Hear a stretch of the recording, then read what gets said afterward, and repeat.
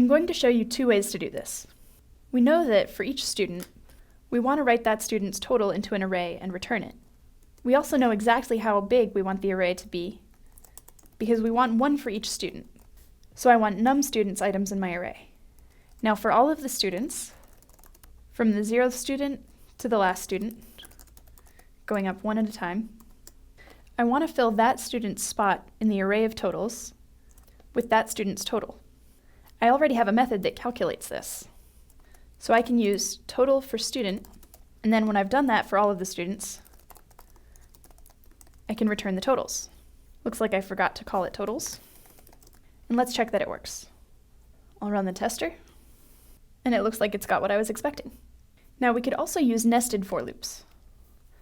I'll still want all of my totals, and I'll still want to return them, but now let's think about solving this problem for just one student.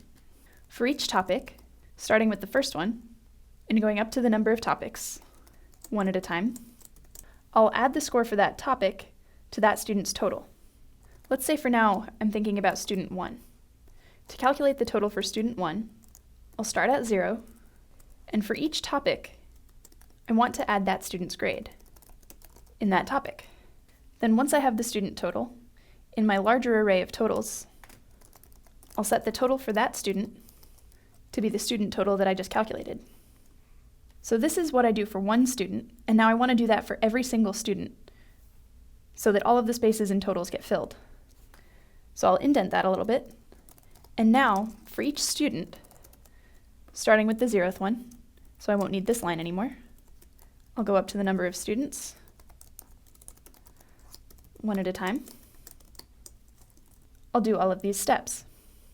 So now the inner loop is calculating the student totals, and the outer loop is storing the student totals in totals.